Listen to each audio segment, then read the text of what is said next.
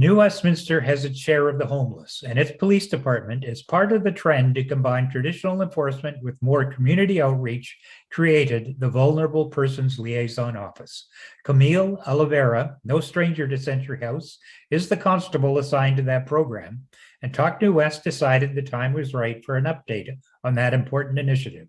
So click on the link for an informative and sometimes personal interview with Constable Oliveira.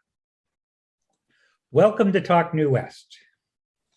Thanks, Kurt, for inviting me. I'm very, very happy to be here. So it's been a while since we last chatted. Could you give us a refresher on the mandate of the Vulnerable Persons Liaison Office? The Vulnerable Persons Liaison was a pilot project that began in the summer of COVID, when COVID hit us, and it was to provide outreach to our most at-risk members of our community. And those include those that have homelessness, mental health issues, substance abuse, and those that are street entrenched. My mandate involves working with those individuals and liaising with our community partners to provide services, provide opportunities for housing, interactions for shelter, hopefully getting them off the street and making the new strides to a new life. Well, could you give us some idea of a typical day for yourself? My typical day starts actually very early. I start at 5, and for my own mental health, as a first responder, I start my day in the gym. So it's a spin class or an hour on the elliptical. Quickly have a shower and then come out and have a bite to eat, and then I hit the road. I find that most of our street entrenched and homelessness on the streets, it's easier to find them when they're sleeping in the morning. And because once they get up and move around, it's harder to find them. I have to move around with them then. So I try to find them when they're still bunkered down in the morning. So I go around and I say good morning.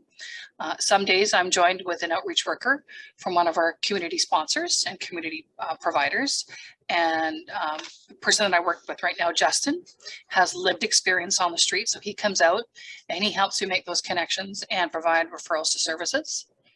I will come off the street sometime around 9:30 or 10, and then I'll come in and do some paperwork and engage in all the other vulnerable persons that I work with, because I also work with seniors and our disabled clients. So that may mean going out to a seniors event or working with a disabled client or working with the many city committees that I work with and engage with. Sounds busy. It is busy. So when you're in the morning, when you're interacting with folks on the street, how do they react to you? Well, everything starts with a good morning. You know, it's no different than you and I get up in the morning. We say good morning to our friends and to our family. And so these are my peeps. So I say good morning. And my first priority is to ensure that everybody has survived the night. Either I'm concerned whether somebody's had an overdose overnight, or whether somebody's hungry, or somebody just didn't make it because of failure to thrive. So it's a good morning, and then we talk about how their day is going to go and what their plan is for the day. If they're camped out in a spot that is either very high profile or would cause a business owner or a city owner to have issues, we encourage them to move on, and we encourage them with breakfast. There is breakfast served at some of our service providers, such as the UGM. So it's time to get up, get moving, start the day, and go grab a bite to eat at the UGM. We try to engage, try to allow them the opportunity to join some of the services, either at Purpose Society or at Lookout, or to do the overdose prevention site, whatever works for them. So is there any sort of estimate of how many street people there are out there? The numbers vary. We had an official homelessness count right when I started the position. And at that point, we had 52 individuals that were homeless on our streets or unsheltered. With COVID, that has changed because of some of the economic strives as a result of COVID. We have individuals that are living in cars or living on couches that come out to get food at our food lineups. So it changes. I mean, there's individuals that you see homeless in a tent, and then there's individuals that are homeless bunking on a couch or bunking in a car because the economic circumstances have changed. So it can vary. I would say we are seeing much more. Mm-hmm. Occasionally we get a push from other communities. Recently, Vancouver closed down and served an injunction on the last encampment at Crab Park. Mm-hmm. So 45 tent structures were dismantled, and those folks either ended up in our community or Surrey or Burnaby because they just get pushed out and move along. I could see that would be frustrating, that Vancouver's problem becomes New Westminster's issue. It is frustrating, but You know, in the end, those that'll stay, some will stay, some will move on, depending on the services. Mhm. We have some fairly regulars here in New West, but some of our regulars in New West go to Vancouver as well. Okay, so what is any idea what the breakdown is between male and female? Predominantly of our homeless are male. Mhm. That doesn't mean we don't have females, we do, and they're very vulnerable being females on the streets. They tend to partner up with a boyfriend or a live-in partner. Most of the women that we have out there, there's very few that are alone on the streets. So now the program's been running for a while. Mhm. Are there lessons learned? Have things changed? Anything like that? I think the lessons learned for me is that it's patience. I mean, I always went with a big heart thinking that we could solve the world's problems, but the problems are much bigger than I think even anybody could anticipate. Housing is a difficult problem. We have very limited shelter space and very limited housing capacity in the city with very little new housing. We don't have anything that's come on the market that's new other than the women's shelter that's on the island, and those spaces filled up very quickly. So we still have the same amount of homeless on the streets. Sometimes the faces have changed, but folks have moved on. Okay, no, I guess, so this was this initiative, this was at the behest of the New West Police Department, or it came from City Council, or? I think it was a combination of both. I think it was a combination of our senior management and our city leaders putting their heads together and doing what was best for our community overall to change the way that we do policing, as well as the social circumstances in our community right now and abroad. I mean, the nature of policing has changed from necessarily enforcement to, doing that outreach and doing that very important work.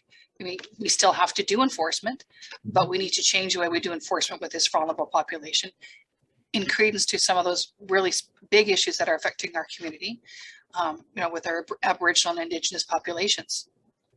So did COVID change things? COVID changed things quite a bit. When COVID occurred, the regular folks that were milling about and doing on the streets, the regular traffic that we would see, they just disappeared. And when they disappeared, a lot of our folks that are street entrenched took over that spot on the street. Also with less foot traffic and pedestrian traffic, there was less people to see them and check on them. And I personally believe some of the opioid crisis plays a huge component of that as well. Okay, now in terms of vulnerable persons can include seniors. Absolutely. And I know that I think it was yourself created the Silver Branch initiative. Yes, I did. Yes, can you tell us about that? I had a family circumstance that happened to a loved one of mine who was diagnosed very quickly with vascular dementia, which is the dementia that comes from having microstrokes. And this individual went through a period of extremely rapid decline of almost 2 weeks. And we as a family had to make the difficult decision to take this individual to the hospital. And that's how we got the diagnosis. The other part that came with that dementia was the wandering behavior, the going out into the community and walking, and the possibility of getting lost. And over my years as a police officer, my biggest fear is when we have an older person or a child go missing. They're the highest risk files that pull at your heartstrings. And we've had those cases in New West where we've had seniors that have gone missing and didn't come back the other side. They unfortunately died due to the exposure in the elements. And now that I was facing it as somebody in my family, we sat down, my husband, who was also a police officer, sat down, did some really good safety planning with the police agency where this family member lived. And we engaged in a really good conversation. We engaged in technology to ensure that when this individual wandered, that we were able to track them. We also engaged in getting a photo to our local police agency so that when this loved one went missing or walked away, that the police department would have that photo at their ready in case they would have to do that or do a media release. We also talked about what it would look like down the road in the future for that individual. So I took that experience thinking this shouldn't just be available to me as a police officer and my family, but should be available to everybody. It is one of the hardest things to do as a police officer is to engage yourself in an investigation where somebody goes missing, and it's that panic feeling of, are we going to find them in time? And there are unique behaviors when individuals have dementia or Alzheimer's that make it even more difficult to find them. than regular citizens because they become paranoid. They sometimes don't hear enough. They wander in specific traffic patterns in the community. And we need to do our very best to ensure that we have more positive outcomes and not have an outcome where we lose that senior in the community.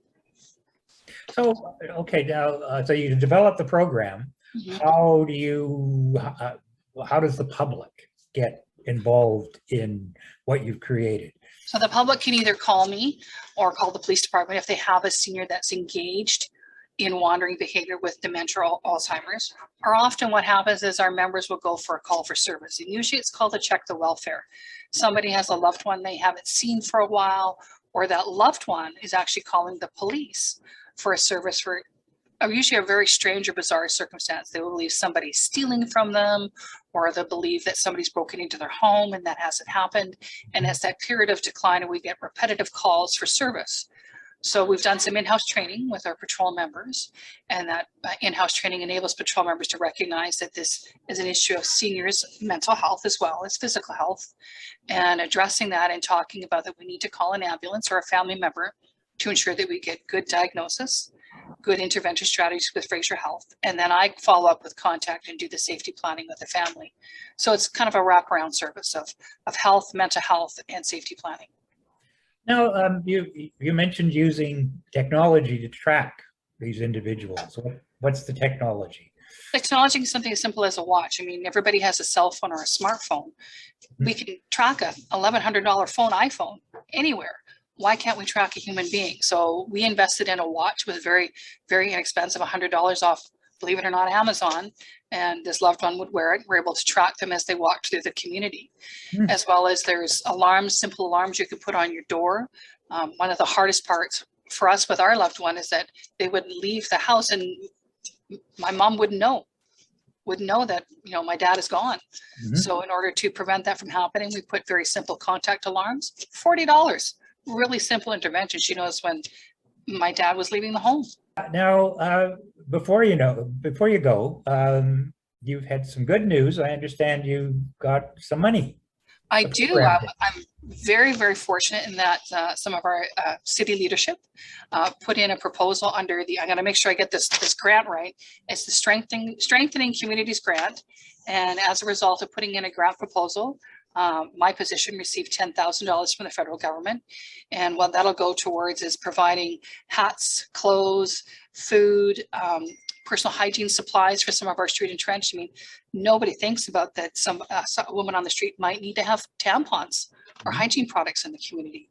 And it's an opportunity to engage in that conversation over that small bite to eat and fulfilling those voids that, some of our services don't have. Well, this sounds like a remarkable, useful, and important service. And I want to thank you for being a guest on Talk New West. Thanks, Kurt, for having me. It's always wonderful to chat with you. Okay, bye now. Bye now.